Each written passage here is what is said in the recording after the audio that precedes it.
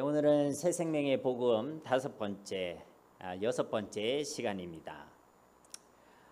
교회력상으로 볼 때예요. 지금 우리는 지지난주 수요일을 시작으로 해서 사순절이라는 절기를 보내고 있습니다. 이 사순절이라는 이 절기는요, 부활절 되기 전에 40일을 의미하는 절기입니다.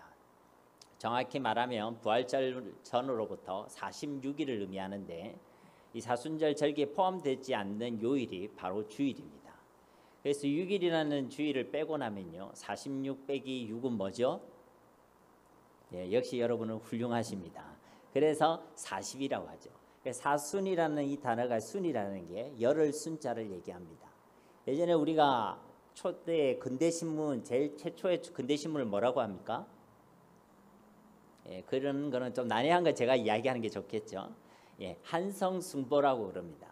한성순보라면 이 순보가 20이라는 숫자가 들어가 있기 때문에요, 열흘마다 간행이 된다는 거예요. 그래서 매달 1일, 11일, 21일 이렇게 해서 한 달에 3번 간행이 되던 신문이 바로 한성순보였습니다. 그러니까 사순이라는 이 단어 자체에 40일이라는 의미를 가지고 있다는 것이죠. 이 사순절이라는 절기는 예수님을 깊이 묵상하는 절기입니다. 오해하지 말 것은 이 40일만 예수님을 묵상해라 이런 의미는 아니겠지요. 매일매일 우리는 예수님을 묵상해야 마땅한 줄 믿습니다. 우리가 그런데 성탄절과 부활절을 지키듯이 특별한 한 날을 정해서 그 의미와 내용을 개인과 또 공동체가 함께 기억하고 함께 공유하고 또 함께 묵상하는 것도 우리 신앙에 많은 유익이 되는 것입니다. 다시 사순절 이야기를 조금 더 해보면, 이 사순절은 예수 그리스도를 깊이 묵상하는 절기라는 것입니다. 특별히 예수님을 묵상하실 때 그 내용 중에 예수님의 순환, 그리고 예수님의 죽임 당하심, 그 십자가의 사건을 통해서 우리에게 확정하신 그 예수님의 사랑, 하나님의 사랑을 묵상하는 절기가 바로 이 사순절이라는 절기라는 것이죠. 그래서 그 사랑과 은혜에 감사하면서 이 기간을 보내는 것입니다. 왜 예수 그리스도께서 죽으셔야만 했는지를 묵상하면서 우리 스스로를 돌아보는 기간이란 것이죠. 만약 우리 가운데 거룩하지 못한 삶, 경건치 못한 삶이 있다면 우리는 주님의 십자가 앞으로 나아가서 우리 가운데 있는 죄악을 두고 회개하는 시간을 가져야 될 것입니다. 또 우리 가운데 그 은혜와 그 사랑에 대한 감사와 또 기뻐야 될 일이 있다면 더욱 감사하고 더욱 하나님을 위해 경건의 힘을 쏟는 기간이 되어야 할 줄 믿습니다. 그래서 할 수만 있다면 이 사순절 절기에 하나님의 말씀인 성경도 좀 더 펴서 읽어보시고, 하나님과 더욱 깊은 교제를 위해서 기도의 시간을 더 가져보시고, 예배와 찬양을 사모하면서 하나님을 향한 한 걸음 두 걸음이라도 더욱더 하나님께 가까이 나아가는 저와 여러분이 되기를 간절히 소망합니다. 그러한 걸음과 그러한 결단에 하나님의 특별한 은혜와 응답이 있을 줄 믿습니다. 왜 이 사순절 이야기를 서론해서 말씀드리냐면, 이 사순절 절기가 단순히 예수 그리스도의 죽음을 애도하는 절기가 결코 아니기 때문에 그렇습니다. 어떤 이는 이 사순절 절기에 주님의 고난에 동참한다고요, 가시관을 막 직접 쓰는 사람도 있습니다. 유리밭을 걸어가거나 스스로에게 채찍을 가해서요, 그 고통에, 그 고난에 동참한다, 그렇게 이야기하는 사람들이 있다는 것입니다. 여러분, 이것은 건강한 것입니까? 건강하지 않은 것입니까? 건강하지 않은 것입니다. 이것은 하나님께서 결코 원하시는 내용이 아니란 것이죠. 오히려 이것은 예수님의 순환당하심과 죽으심을 헛되게 만드는 것입니다. 예수 그리스도께서 우리를 대신하여 고초를 받으셨는데 왜 우리가 고통을 당하는 것입니까? 예수 그리스도께서 우리를 죽으셨는데 왜 우리 그 죽음의 짐을 우리가 대신 짊어진다는 것입니까? 그것은요, 예수 그리스도의 십자가의 고난과 죽으심을 헛되게 만드는 것, 완전히 이 예수 십자가의 복음을 오해해서 그렇게 한다는 것입니다. 주님은 분명히 십자가에서 죽으셨지만 그와 동시에 우리 주님은 사흘 만에 다시 부활하신 줄 믿습니다. 그런데 그의 죽으심을 애도한다니요, 이것은 이 복음을 완전히 오해한 것입니다. 그래서 엉터리라는 것이죠. 우리 주님은 우리가 슬픔에 잠겨 있기를 원하시는 분이 결코 아니십니다. 오히려 그 십자가의 사랑과 은혜를 우리가 깨닫고 더욱 감사하고 더욱 기뻐하는 것을 소원하신 하나님이시란 것이죠. 그 십자가의 은혜 앞으로 나아가 우리 가운데 허락하신 그 거룩을 회복하기를 소원하시는 분이 바로 우리 하나님이신 줄 믿습니다. 그리고 한 가지 더 우리가 꼭 기억할 것은 이 사순절이라는 이 절기에서 중요한 묵상 주제인 우리 주 예수 그리스도의 그 순환과 죽임의 그 목적이 바로 하나님의 놀라운 그 은혜와 사랑으로 저와 여러분의 영혼을 구원하는 데 있다는 것입니다. 예수님의 순환과 죽음의 그 목적의 핵심에는 바로 영혼 구원이 있다는 것이죠. 그러므로 이 사순절을 가장 잘 보내는 경건의 모습 중 하나는요, 이 하나님의 목적, 이 하나님의 소원, 곧 이 영혼 구원에 대한 예수님의 간절한 소원을 품고 우리의 매일의 삶을 살아내는 것이야말로 이 사순절의 가장 합당한 삶의 모습인 줄 믿습니다. 어떤 삶이요? 영혼 구원에 대한 마음의 소원을 품고 이 절기를 보내는 것이 가장 합당한 삶이란 것입니다. 그래서 우리는 지난주에 예수님께서 남겨주신 명령의 말씀, 곧 전도하라는 이 예수님의 유언과 같은 말씀에 대해서 함께 말씀을 나누었죠. 사랑하는 성도님 여러분, 우리가 왜 전도해야 합니까? 왜 우리 주님께서는 우리가 전도자의 삶을 살아가기를 소원하십니까? 지난주에 우리는 그 첫 번째 이유에 대해서 말씀을 나누었죠. 여러분은 잘 기억하시리라 믿습니다. 그 첫 번째 이유가 무엇이었습니까? 왜 우리가 전도해야 된다 했습니까? 이런 중요한 얘기는 제가 이야기하는 게 좋겠지요. 네. 왜냐하면 이 전도야말로 예수 그리스도께 간절한 소원이기 때문에 그렇다는 것입니다. 하나님께서 이 땅을 사랑하셔서 독생자 예수 그리스도를 이 땅에 보내신 목적도 전도였습니다. 하나님이신 그분이 이 땅에 사람으로 오신 목적도 바로 영혼 구원이었지요. 예수 그리스도께서 제자를 택하여 부르신 목적도 바로 전도였습니다. 예수 그리스도께서 그의 공생에 내내 사역하시고 살아가신 그 삶의 목적도 바로 전도였습니다. 그러니까 지금부터 여러분 전도라고 얘기만 하시면 됩니다. 예수님께서 십자가에 죽으시고 부활하신 목적도 전도였습니다. 부활하신 예수님께서 승천하시기까지 마지막까지 유언첨으로 남긴 그 명령의 말씀의 목적도 무엇이었습니까? 전도였습니다. 부활하신 예수님께서 보혜사 성령을 우리 가운데 보내신 중요한 목적도 무엇이었습니까? 전도였습니다. 성령의 충만을 우리 가운데 주시고 각양 은사를 주신 중요한 목적 중 하나도 바로 전도였습니다. 이 땅에 교회를 세워주신 목적도 바로 전도였고, 이 땅에 하나님의 말씀 성경을 우리 가운데 주신 목적도 바로 전도라는 것입니다. 그러니 이 영혼 구원이야말로 하나님의 피 맺힌 소원이고 예수 그리스도의 간절한 소원인 줄 믿습니다. 그래서 저와 여러분은 이 전도의 소원을 품고 전도자의 삶을 살아가야 한다는 것이죠. 오늘은 우리가 왜 또 이 전도자의 삶을 살아가야 하고 왜 이것을 하나님이 소원하시는가, 그 두 번째 이유를 살펴보려고 합니다. 그 두 번째 이유의 내용은 이렇습니다. 이 전도야말로 최고의 축복이며 최고의 권세이기 때문에 그런 줄로 믿습니다. 한번 따라해 보겠습니다. 전도는 최고의 축복이다. 전도는 최고의 권세이다. 아멘. 오늘 이 시간을 통해 저와 여러분의 심령 가운데 하나님의 간절한 소원, 곧 영혼 구원에 대한 전도의 소원이 분명하게 새겨지기를 예수님의 이름으로 축복합니다. 앞서 우리가 함께 고백했듯이 전도는 우리에게 주신 최고의 축복이며 최고의 권세인 줄 믿습니다. 첫째로 이 전도에 왜 우리에게 주신 최고의 축복이며 권세이냐, 하나님께서는요 전도자에게 권세를 주십니다. 오늘 말씀에도 마가복음 3장 14절 15절 말씀에 보면 이에 12를 세우셨다. 이는 자기와 함께 있게 하시고 또 보내사 전도도 하며 귀신을 내쫓는 권능도 가지게 하려 하심이로라. 그러니까 예수님께서 제자를 부르신 목적이 있는데 그 목적이 무엇입니까? 함께하고 또 전도도 하고 그들에게 권세를 주시기 위함이란 것입니다. 마태복음 10장 1절 말씀에도 보면 예수께서 그의 12제자를 부르사 더러운 귀신을 쫓아내며 모든 병과 모든 약한 것을 고치는 무엇을 주셨다고요? 권능을 주시니라. 예수님께서 12제자들에게 이스라엘의 집에 잃어버린 양들에게로 가라라고 말씀하실 때에 그들을 그냥 보내신 것이 아니라 그들에게 권세를 주셨다라고 말씀하고 계시는 것입니다. 누가복음 10장에도 보면 예수님께서 당신을 따르던 수많은 사람 중에 특별히 70명의 사람을 따로 세우시죠. 그리고 예수님께서 가시려는 그 지역, 그 고을에 당신께서 가시기 전에 2명씩 짝지어서 이들을 먼저 파송하는 장면이 나옵니다. 그리고 이제 그들이 그 파송된 상태에서 돌아와서요, 이제 그 현장에 일어났던 일들을 막 간증하지요. 주여 주의 이름이면 귀신도 우리에게 항복하더이다. 막 이렇게 간증하는 거예요.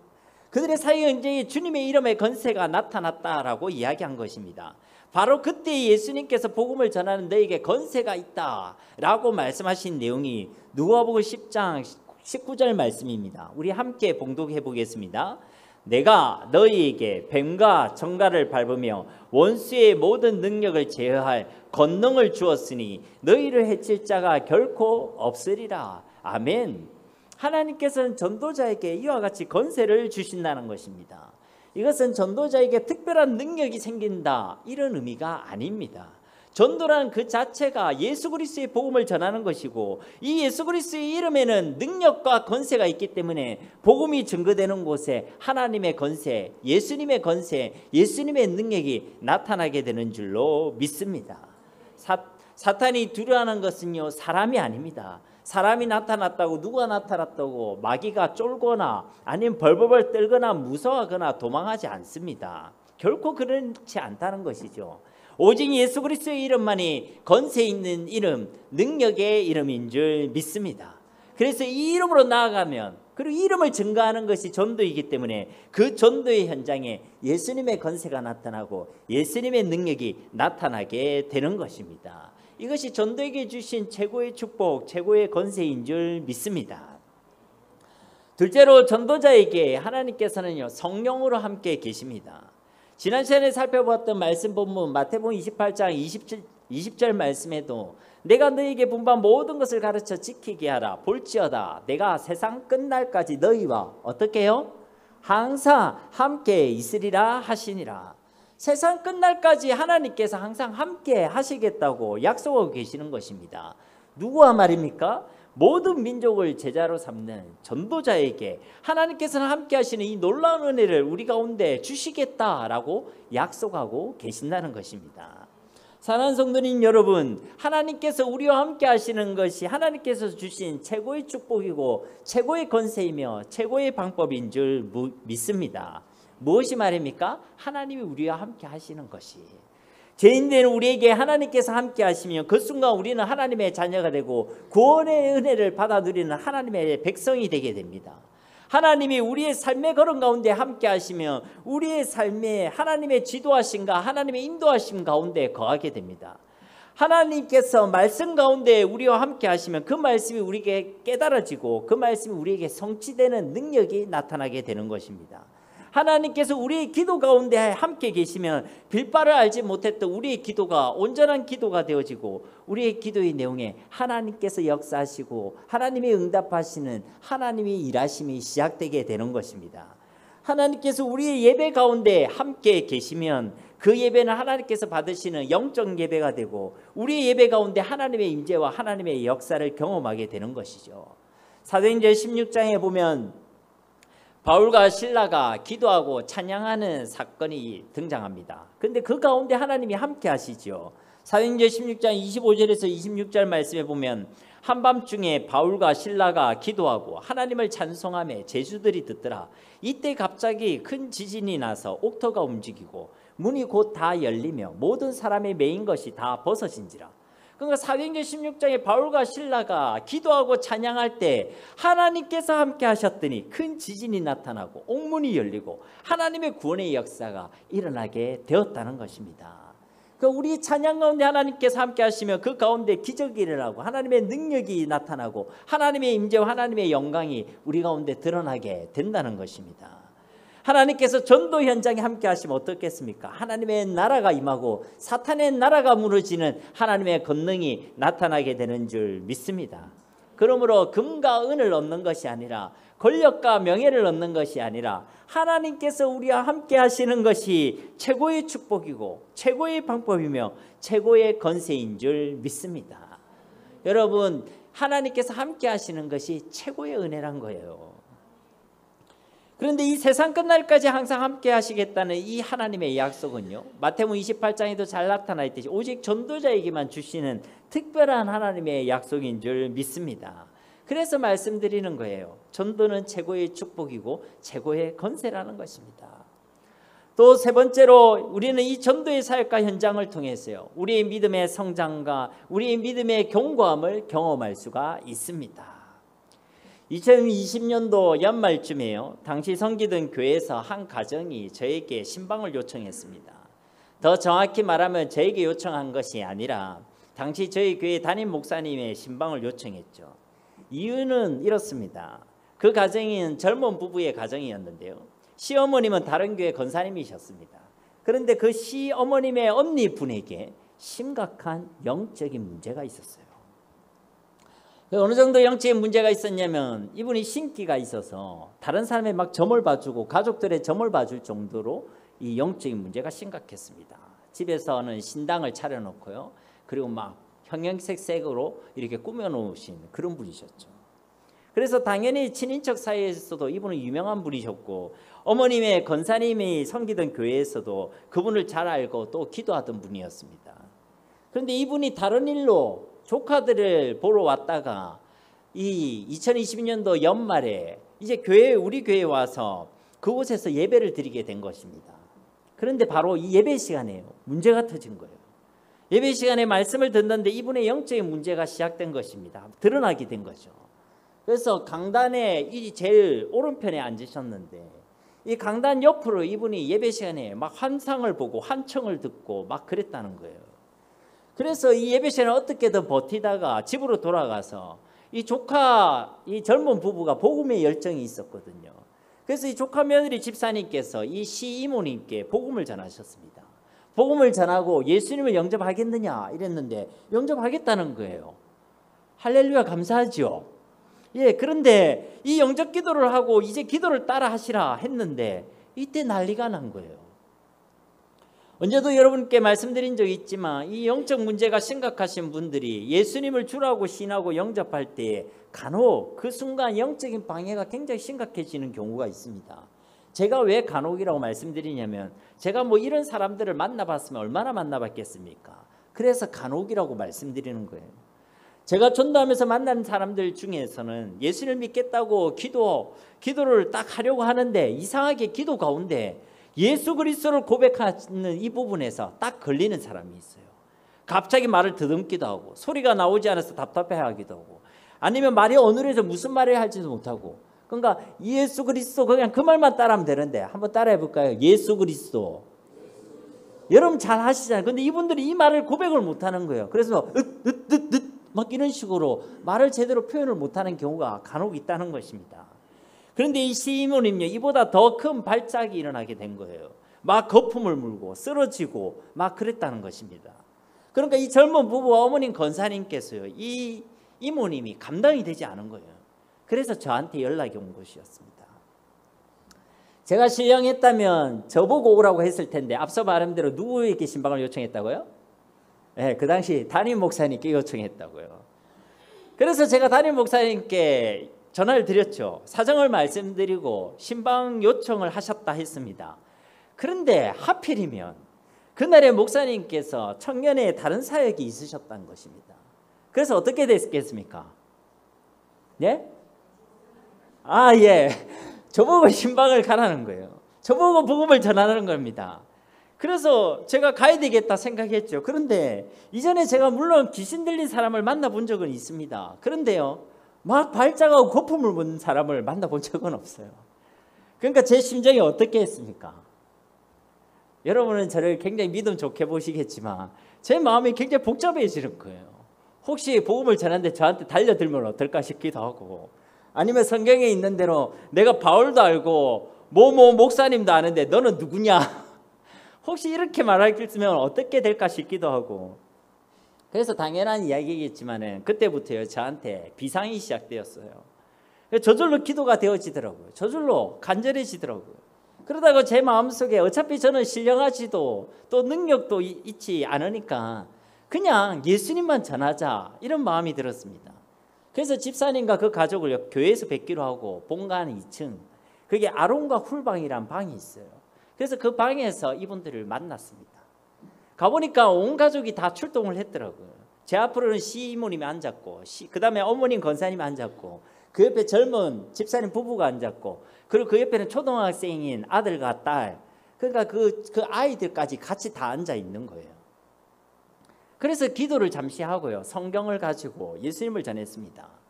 이모님이 가지고 있는 문제는 영적인 문제다. 지금 이모님을 괴롭히고 있는 존재는 사탄이다. 악한 영이 귀신이다. 이 영적인 문제를 해결하는 길은 예수 그리스도밖에 없다. 우리의 죄와 사탄의 권세를 깨뜨리신 이름은 예수 그리스도밖에 없다. 그렇게 한참 복음을 전하고요. 이제 마지막 질문을 던졌죠. 이 예수님을 믿으시겠습니까? 이 예수님을 구주로 영접하시겠습니까?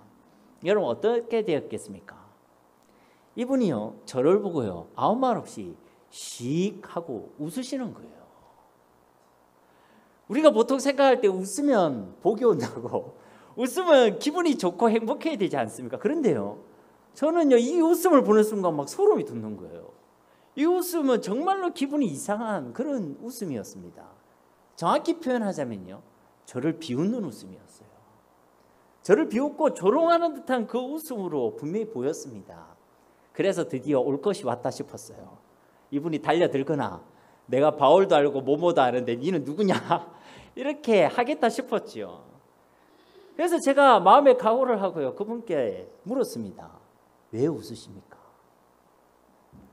그런데 이분이요 말할까 말까 망설이시더라고요.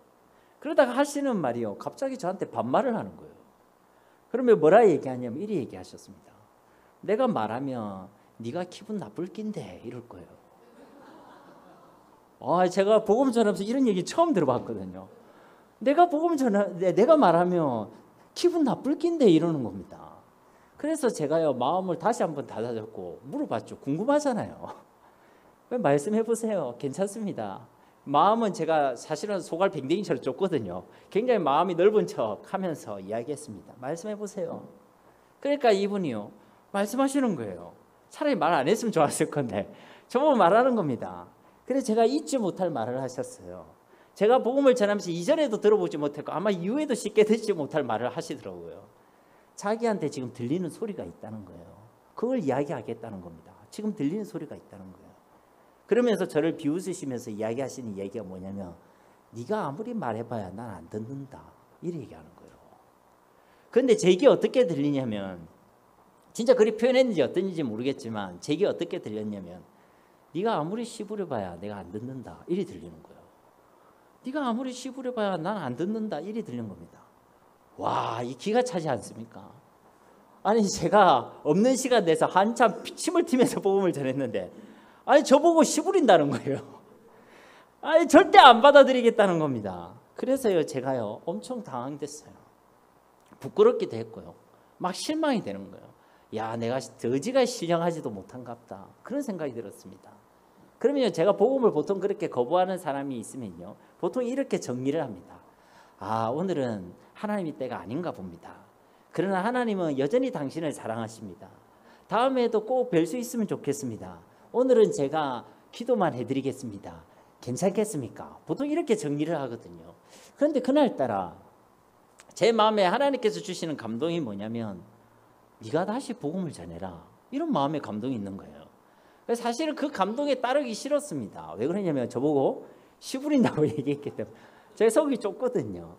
그런데요 또 그 감동을 무시할 수가 없어서 이분께요 다시 예수님을 전했습니다. 뭐 더 금리 깨물고 힘써 전한 것도 아니고 더 상세히 전한 것도 아니고 그냥 될 대로 되라 하는 식으로 예수님이 그리스도인 것을 다시 복음 전했죠. 그런데요 맨 마지막에 똑같은 질문을 드렸습니다.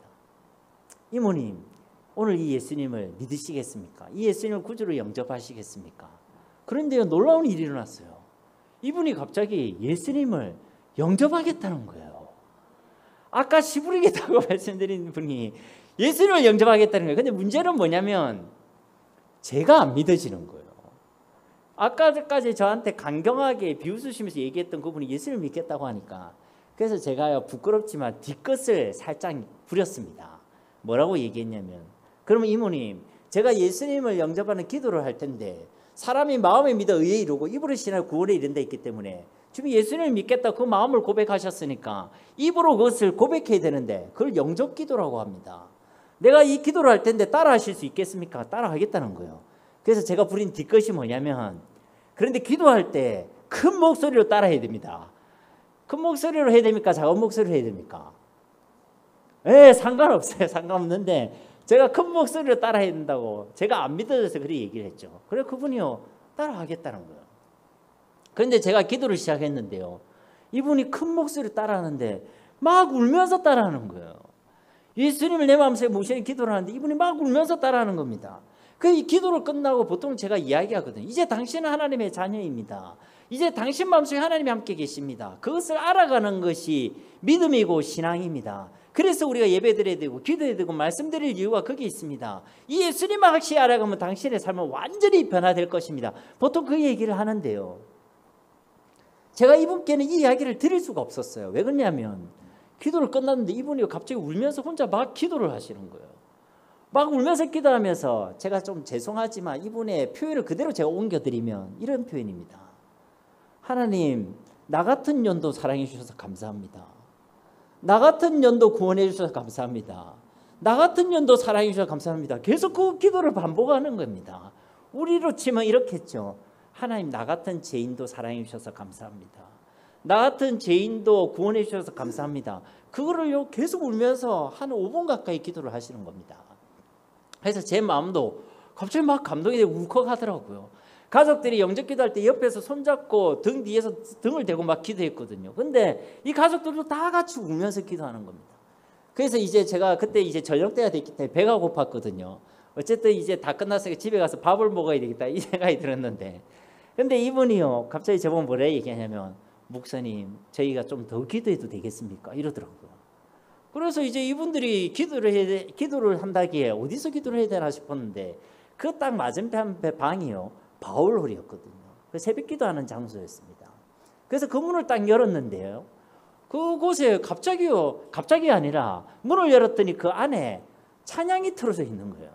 우리 새벽기도 음악 나오듯이 새벽기도 음악이 틀어져 있는 겁니다. 이게 무슨 일인가 싶어서 딱 봤더니 그 당시 갈리 집사님이 무슨 집사님이셨는데 그분이 청소를 하시면서요 마침 찬양을 틀어놓은 거예요. 그래서 제가 그분께 이런 사정을 말씀드려 기도해도 되겠냐 했더니 얼마든지 기도하시라는 거예요. 하나님의 은혜요 여호와 이레인 줄 믿습니다. 그래서 그분이 기도하고 가셨어요. 그래서 제가 담임 목사님께 보고를 해야 될 거 아닙니까? 그래서 제가 있는 그대로 보고했습니다. 제가 복음을 전했는데요, 이분이 저보고 씨 부린다고 얘기했습니다. 그런데 이분에게 다시 예수님을 전했는데 예수를 영접했다는데, 목사님 다음에 내일 이분 다시 찾아가야 될 것 같습니다. 그 보통 월요일 쉬는 날인데 목사님 가신다 하시더라고요. 그래서 같이 갔어요. 그러니까 이분이 영적인 문제가 심각했기 때문에 사실은 그 영적인 문제 있으신 분은 밤에 잠을 잘 못 주무시거든요. 그런데 제가 갔는데 이분이 이미 표정이 훤한 거예요. 저처럼 시커멓지가 않고 얼굴이 하얘 환한 겁니다. 그래서 제가 질문 드렸죠. 이모님 어젯밤에 잘 주무셨습니까? 그분이 뭐라 얘기하면, 목사님 제가 제 평생에 이렇게 잘 잔 적이 언제였는지 모르겠습니다. 할렐루야 아멘. 남의 일이라고 아멘이 안 되십니까? 그래서 저는요 그 순간 너무 감사한 겁니다. 그날 다시 이분이 복음을 듣고요 자기 표현에 그러더라고요. 내게 있는 어떤 시커먼 게 툭 다 떨어져 나가는 것 같다. 그래서 이분이요 집에 있는 우상이나 그 신당 차려놓은 걸 다 치우겠다고 얘기하는 겁니다. 부적이랑 다 뜬다는 거예요. 그래서 우리가 다른 지역에 있을 때 가려고 했는데 그 어머님 권사님 섬기던 교회가 그 옆이었어요. 그 교회에서 전화가 오셨습니다. 이분에게 복음을 전하고 예수님 믿게 해주신 것도 너무 감사한데 여기까지 올 필요 없다고, 그 교회의 목사님과 장로님들이 가서 그걸 다 치우겠다고. 그래서요 그분이요 그걸 다 치웠습니다. 그리고 제가 그 다음에 물어봤거든요. 이모님 요즘 어떠세요? 새벽 기도도 가시고요 예배도 드리시고 인생과 삶이 완전히 변화되었다고 그렇게 고백하시더라고요.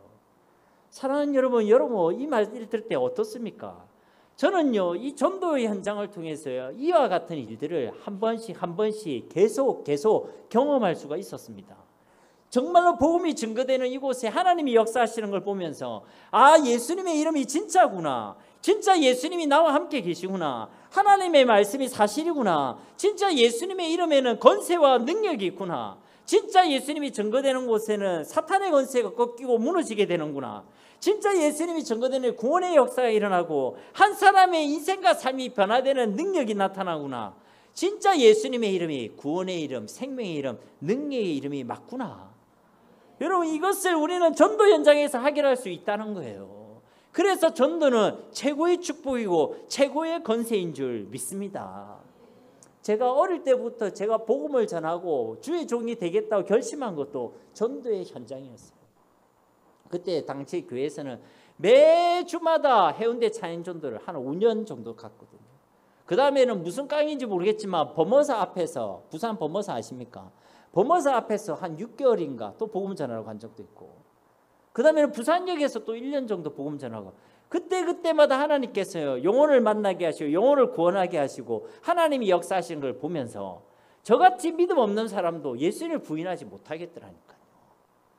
여러분 이런 우리의 신앙이 성숙해지고 분명해지는 그 현장이 바로 전도의 현장인 줄 믿습니다. 여러분 이걸 놓치면요 우리 인생의 중요한 은혜의 방편을 놓치는 겁니다. 지난 시간에도 말씀드렸듯이 전도를 오해하고 전도를 남의 일로 생각하고 전도를 훌륭한 사람들이 하는 걸로 생각한다면 우리 중요한 이 은혜의 방편을 놓치는 거예요. 그러는 거예요. 이 전도는 하나님의 백성들 모든 믿는 자들에게 주신 최고의 축복이고 최고의 권세인 줄 믿습니다. 네 번째로 전도자에게는 하나님께서 주시는 상급이 있습니다. 디모데후서 4장 7절부터 8절 말씀해 보면 나는 선한 싸움을 싸우고 나의 달려갈 길을 마치고 믿음을 지켰으니 이제후로는 나를 위하여 의의 면류관이 예비되었으므로 주 곧 의로우신 재판장이 그날에 내게 주실 것이며 내게만 아니라 주의 나타나심을 사모하는 모든 자에게 두니라. 아멘. 그러니까 이 땅에 우리가 쌓아두고 또 이룬 것들은요 우리가 이 땅을 떠날 때 하나도 가져가는 것이 없습니다. 남는 것이 없어요. 흔한 말로 우리는 천국에 갈 때 빈손 들고 간다는 것입니다. 혹시 이 땅에 우리가 남겨두는 것이 있다 할지라도 그것은요 내 것이 아니에요. 영원하지 않습니다. 그런데 우리가 전도하여 한 영혼이 구원을 받으면요 그 열매는 영원한 것이고 또 영원한 하늘의 상급이 되는 줄로 믿습니다. 그러니까 그 한 영혼이 또 다른 영혼을 구원하는 데 쓰임을 받게 될 것이고 그 영혼을 통해 또 하나님께서 교회의 역사하시는 게 되는 것이고 이처럼 그 영혼에 대한 것은 영원한 상급과 영원한 역사를 이루게 하신다는 것입니다. 그래서 전도가요 최고의 축복, 영원한 축복이라는 거예요. 그렇게 한 영혼이 믿고 돌아오면 어떻겠습니까? 너무나도 기쁘고 즐겁죠. 딱 그 이모님이 예수님 믿고 영접해서 내 속에 하나님이 계신다고 이야기했을 때요 제가 너무 기쁜 겁니다. 여러분 그분이 영접했다고 해서 저한테 수당이 떨어집니까? 예? 그 제가 영업하는 거 아니잖아요. 제가 부목사로 있었는데 그분이 영접한다고 해서 제 생활비가 올라가는 게 아니라고요. 아무것도 없는 게 없는 것 같은데 제 마음이 기쁜 거예요. 제 마음이 감사한 겁니다. 그 즐거움은요 다른 어떤 거가 비교할 수가 없어요. 요즘 우리가 화요일마다 현장 전도를 나가지 않습니까? 그래서 전도용품과 전도지를 나눠줍니다. 그런데요 딱 나눠주고 손을 내밀면 손 부럽게 만드시는 분들도 있어요. 쌩하고 그냥 지나갑니다. 어떤 분은요 손으로 저한테 이렇게 허이 이러면서 저를 뿌리치듯이 그렇게 가시는 분도 있어요. 그러니까요 어떤 분들은 저도요 그냥 받기만 하고요 얼른 싹 하고 지나가세요. 제 인상이 그렇게 좋지 않은가 봐요. 그러니까 나눠줘도 그냥 지나가시더라고요. 그런데 지지난주에 제가 전도지를 나눠주는데요 어떤 할머니께서 저에게 말을 거시는 겁니다. 교회가 근데 어디에 있어요? 이렇게 얘기하는 거예요. 그래서 제가 가까운 곳에 있으니까 손을 가리키면서 예 저기에 있습니다. 세계로 교회예요. 이렇게 얘기했더니요 이분이 뭐라고 얘기했는데 나도 안다는 거예요. 그 교회를 지나가면서 봤다는 겁니다. 그래서 저보고 수고 많으시네요. 고맙습니다. 이 얘기만 하는 거예요. 뭐 제가 긴 말을 한 것도 아니고 예수님의 복음을 구체적으로 전할 수 있었던 것도 아니고 그냥 그분과 말을 나누고 예수님 꼭 믿으세요. 그 말만 했는데요. 제 마음이요 기쁘고 감사하더라니까요. 그런데 진짜 하나님께서 만남의 축복을 주셔서 예수님을 분명히 증거할 수 있다. 그리고 그 영혼이 예수님을 믿고 하나님께로 돌아왔다. 여러분 이것이 얼마나 기쁘고 얼마나 즐겁고 얼마나 감사한 일이 되겠습니까? 그래서 말씀드리는 거예요. 전도자에게는 하나님께서 주시는 상급이 있다는 것입니다. 전도를 통해 예수를 믿게 된 그 영혼들이야말로 전도자에게 주시는 최고의 위로요 최고의 기쁨이며 최고의 상급인 줄 믿습니다. 전도자에게 이런 위로를 주시고 이런 축복을 주신다는 거예요, 여러분. 다섯 번째로, 전도는 우리가 그 영혼을 위해 할 수 있는 최고의 사랑인 줄 믿습니다. 하나님을 사랑한다는 가장 분명한 증거, 이웃을 사랑한다는 가장 분명한 증거가요, 바로 복음을 증거하는 거예요. 요한일서 4장 19절에서 21절 말씀에 보면, 우리가 사랑함은 그가 먼저 우리를 사랑하셨습니다. 누구든지 하나님을 사랑하노라 하고 그 형제를 미워하면 이는 거짓말하는 자니, 보는 바 그 형제를 사랑하지 아니하는 자는 보지 못하는 바 하나님을 사랑할 수 없느니라. 우리가 이 계명을 주께 받았으니 하나님을 사랑하는 자는 또한 그 형제를 사랑할지니라. 아멘. 그러니까 하나님을 사랑하노라 하면서 형제를 미워한다? 이건 말이 안 된다는 거예요. 보이는 형제도 사랑하지 못하는데 보이지 않는 하나님을 어떻게 사랑할 수 있느냐라고 얘기한다는 것입니다. 그래서 우리에게 계명을 주셨다는 거예요. 하나님을 사랑하는 자는 또한 그 형제를 사랑할지니라. 하나님 사랑, 이웃 사랑이요, 같은 계명이라는 것입니다. 그러니까 하나님을 사랑하는 자는 이웃을 사랑하고 이웃을 가슴에 품게 되어 있다는 것입니다. 그러니까 내가 얼마나 주님을 사랑하는지 보이지 않는 그 마음을 우리가 측정할 수 있는 척도가 없잖아요. 그런데 하나를 통해 확인할 수 있다는 거예요. 그 뭐냐면 내가 얼마나 영혼을 가슴에 품고 있느냐, 내가 얼마나 정말 그 영혼을 사랑하고 있는가. 그게 하나님을 사랑하는 우리의 믿음과 신앙의 척도라는 거예요. 여러분 영혼을 가슴에 품고 계십니까? 대답 안 하셔도 됩니다. 서로 민망할 수 있으니까. 여러분 정말 그 영혼에게 복음을 증가하기 위하여 기도하고 계십니까? 정말로 그 영혼을 사랑하고 계십니까? 여러분 그런 마음이 가진 사람이 진짜 하나님을 사랑한다, 사랑하는 자다라고 이 요한일서는 우리에게 말씀하고 계신다는 것입니다. 정말 우리가 예수님을 알고 하나님을 사랑한다면, 그 영혼을 사랑한다면 복음을 증거하게 되어 있다는 거예요. 제가 이 얘기를 할 때마다요, 한 예를 듭니다. 그거는요, 절벽에 걸어가는 소경 이야기라고 제가 예의 제목을 붙였는데요. 여러분에게 사랑하는 사람이 있다고 생각해 봅시다. 여러분에게 너무 소중한 사람이 있는 거예요. 그런데 그 소중한 사람이 앞을 보지 못하는 소경이다, 그렇게 가정을 해보는 겁니다. 근데 그 내 소중한 사람, 그 소경이요, 걸어가는데 절벽을 향해 걸어가는 거예요. 절벽이 이쪽인데 이쪽을 계속 걸어가는 겁니다. 그럼 여러분이 못 본 척 하겠습니까? 그쪽이 절벽이라고 그리 가면 안 된다라고 이야기하겠습니까? 당연히 오자겠죠. 내가 상관없는 사람이라도 그렇게 할 건데 나한테 소중한 사람은 더더욱 그렇게 할 것입니다. 그런데요, 그 친구가 내가 그렇게 이야기하는데도 그 말을 따르지 않는 거예요. 무슨 소리 하느냐? 내가 이 길을 몇 번이나 갔는데 뭘 이 길을 가지 말라고 하느냐? 뭐 이 길이 절벽이라고 하느냐? 계속 내가 나의 말을 해도요, 듣지 않는 겁니다. 그러면 여러분 어떻게 하시겠습니까? 바쁘다고, 그리고 분주하다고, 나도 계속 거절하니까 기분 나쁘다고, 부담된다고, 그 길을 가면 절벽입니다, 절벽으로 가면 안 됩니다, 그 길을 가지 마세요, 이 이야기를 하는 걸 포기하시겠습니까? 어떻게 하시겠습니까? 그렇죠. 끝까지 이야기하겠죠. 왜? 나한테 소중한 사람이니까.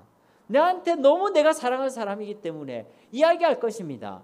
내가 말을 내가 안 되면요, 바짓가랑이라도 잡겠죠. 그 길로 가면 안 됩니다, 그 길로 가면 큰일입니다, 그리 가면 당신은 죽습니다 하면서 바짓가랑이라도 잡겠죠. 만약에 그 손을 뿌리친다면 정말로 누구 말대로 잡아뜨려서라도 그리 가면 안 됩니다라고 이야기하지 않겠냐는 것입니다. 여러분 전도는 바로 이런 거예요. 그 영혼을 내가 사랑하기 때문에, 그리고 하나님이 그 영혼을 사랑하기 때문에, 내가 예수 그리스도만이 진짜 길이고 진리요 생명이라는 걸 내가 알기 때문에 그 영혼들에게 이야기해 주는 것입니다. 당신 그렇게 가면, 그렇게 살면 지옥으로 갑니다. 당신 그렇게 가면 당신은 사망 가운데 거합니다. 당신 그렇게 가면 당신은 하나님의 심판을 피할 수 없습니다. 그 말을 들으면 바로 아멘하는 사람도 있겠지만요, 뿌리치고 거절하고 오히려 우리에게 모욕을 주고 우리에게 핀잔을 주는 사람들도 있습니다.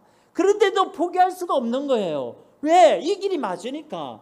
그리고 이것은 하나님의 소원이니까 내가 그 영혼을 사랑하기 때문에 정말 바짓가랑이라도 잡아서 이야기하는 거예요. 그 길은 잘못된 길입니다. 지옥의 길, 심판의 길, 죄와 사망의 길입니다. 당신은 이 길이 아니라 진짜 생명의 길로 가야 됩니다. 그 길은 오직 예수 그리스도밖에 없습니다 라고 이야기하셔야 않겠냐는 거예요. 만약 그분이 나의 소를 뿌리친다면요, 진짜 자빠뜨려서라도 제발 예수 그리스도를 믿으라고 이야기할 것입니다. 왜 그렇습니까? 예수님만이 구원의 길이니까, 예수님만이 생명의 길이니까 우리가 이것을 알고 있기 때문에 이것을 선포하고 증거하는 겁니다. 그 영혼을 사랑하기 때문에, 그 영혼을 사랑하는 것이 곧 하나님을 사랑하는 것임을 내가 알고 믿고 고백하기 때문에 우리는 예수님을 증거한다는 것이죠. 그런데 만약 내가 그 영혼이 그래도 복음을 증거하는 게 바쁘다고, 또 분주하다고, 또 부담된다고, 힘들다고 내가 그 복음 증거를 망설이고 있다면, 그건 내 일이 아니라고 생각하고 있다면 둘 중에 하나죠.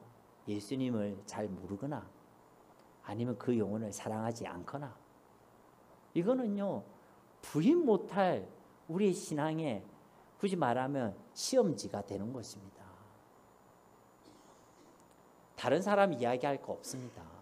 나를 점검해야 되는 거예요. 내가 정말 예수님을 내가 그렇게 알고 내가 그렇게 만났고 그렇게 감격하고 있는가? 나에게 정말 영혼에 대한 마음의 소원이 있는가?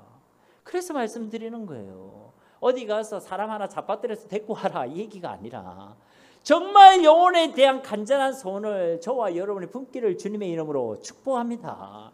다른 거 기도 많이 할 게 많이 있죠. 그러나 무엇보다 빠지지 말아야 될 것은 주님, 내가 예수님을 알기 원합니다. 주님, 내가 하나님 사랑을 알기 원합니다. 주님, 내 마음에도 하나님의 소원, 영혼 구원에 대한 소원이 있기를 원합니다.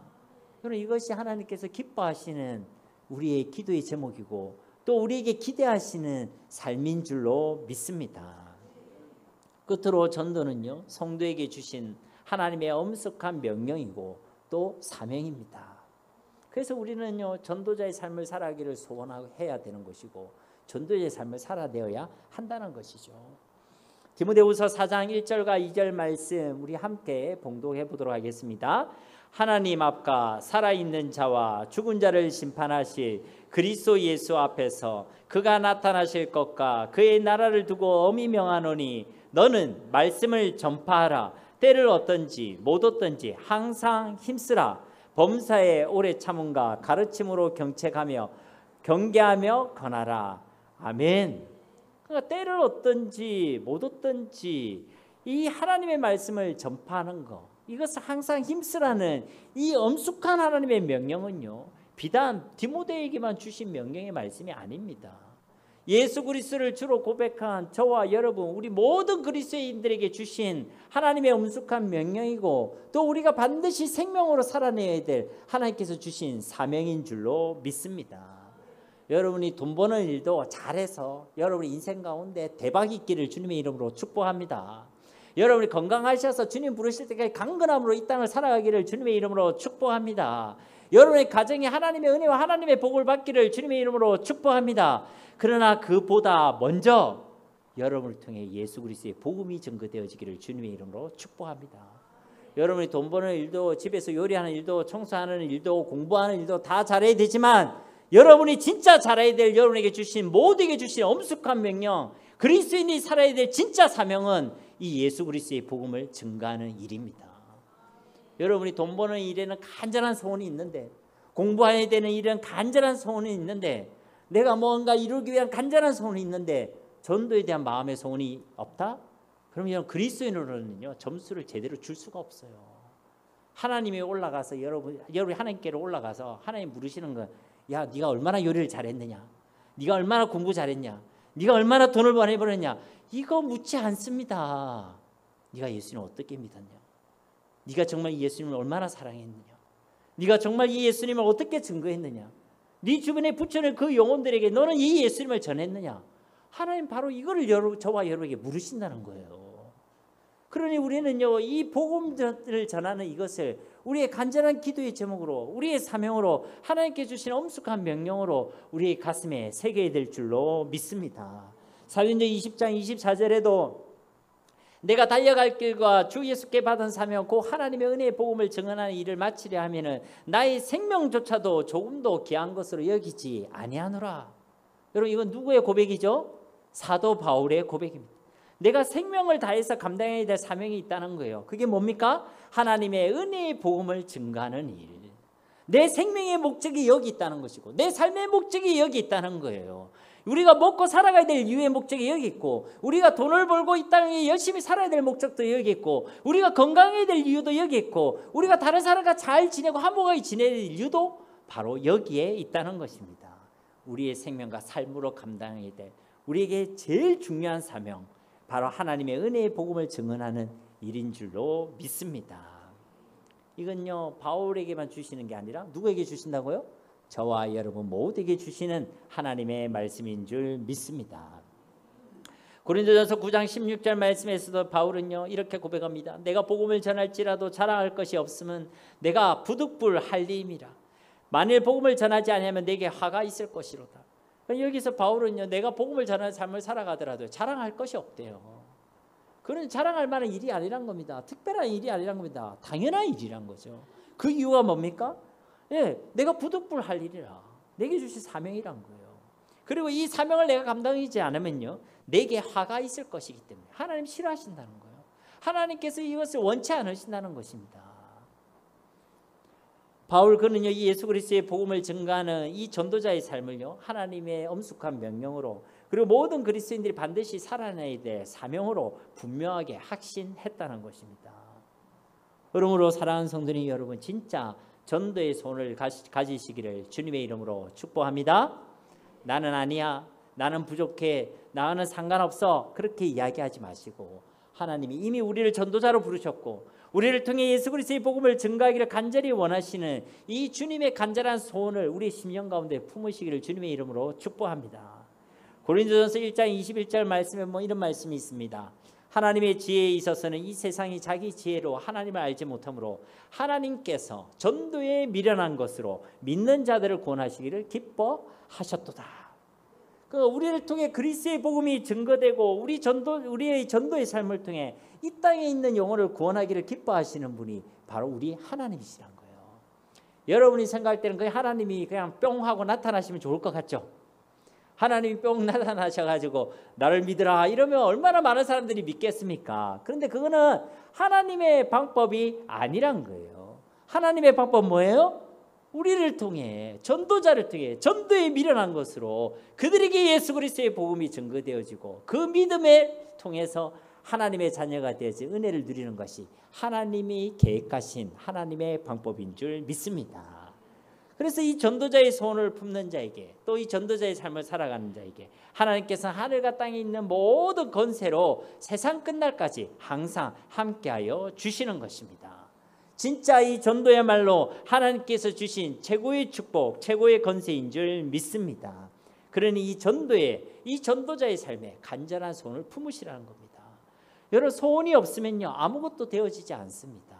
우리 하나님은요, 우리 마음에 소원을 두고 행하시는 하나님이세요. 당장 여러분 전도자가 되라, 사람을 잡아와라, 사람을 끌고 와라, 이런 얘기 아닙니다. 여러분 마음에 소원이 있어야 된다는 거예요. 어떤 소원요? 하나님 제게도 전도의 소원을 품게 하옵소서. 우리 일평생이 예수 그리스도의 복음을 증거하는 전도자의 삶이 되게 하옵소서. 이 일에 우리의 모든 생명과 삶이 온전히 쓰임받게 하옵소서. 여러분, 이런 간절한 소원을 품고 기도하는 자에게 하나님께서는 반드시 최고의 축복과 권세인 이 전도자의 삶을 살아가게 하실 줄로 믿습니다. 이런 은혜와 복을 일평생 누리는 우리 모두가 되어지기를 주 예수님의 이름으로 간절히 축원드립니다.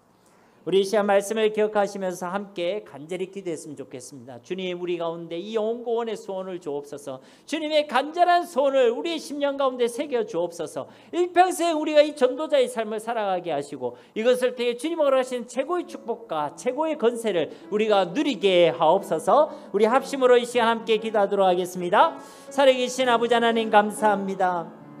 오늘도 우리에게 하나님의 귀한 말씀을 주시고 하나님의 간절한 소원이 이 예수 그리스도의 복음을 증거하는 일인 줄 깨달아 알게 하심을 감사드립니다. 우리에게 중요한 기도의 제목을 주심을 감사드립니다. 주님, 우리 마음에 영원의 소원이 있기를 간절히 소망합니다. 하나님, 우리가 하나님을 사랑하기에 예수 그리스도가 진짜 우리에게 주신 복음의 내용임을 우리가 믿음으로 고백하기에 하나님, 우리의 삶이 전도자의 삶이 되어지길 원합니다. 영혼을 사랑하며 그들에게 우리가 고백하는 예수 그리스도, 우리가 만난 예수 그리스도를 증거하는 증인의 삶을 살아가기를 간절히 소망합니다. 하나님, 이 일에 우리의 모든 생명과 삶이 드려지기를 원합니다. 이 일을 하나님께서 참으로 기뻐하시는 줄 믿습니다. 이 일을 위해 하나님께서 모든 역사를 주관하시고 모든 만남을 주관하시고 모든 일들 가운데 일하심을 믿습니다. 주님, 우리의 삶이 이 땅에 영혼을 구하며 하나님의 나라를 세워가는 일에 종기 쓰임받기를 원합니다. 이것이 우리에게 주신 엄숙한 명령임을 깨달아 알게 하시고 우리에게 주신 생명으로 감당해야 될 사명임을 깨달아 알게 하셔서 주님, 우리가 이 일을 온전히 살아낼 수 있도록 도와주시옵소서. 그리하여 우리 삶 가운데 하나님이 허락하신 최고의 축복과 최고의 건세가 나타나게 하시고 우리 가운데 누려지게 하시고 우리의 삶이 보다 더 분명한 믿음의 삶으로 세상을 이기고 승리하는 삶으로 하나님의 놀라운 역사를 경험하는 기적의 삶으로 하나님께서 허락하여 주시옵소서. 오늘 우리의 심령 가운데 간절한 소원이 생겨나기를 원합니다. 간절한 기도의 제목이 우리 가운데 있기를 원합니다. 주님, 우리 가운데 역사하옵소서. 우리를 전도자로 예수님의 증인으로 세워 주시옵소서. 우리 가운데 역사하여 주실 것을 믿습니다. 하나님, 일하여 주실 것을 믿습니다.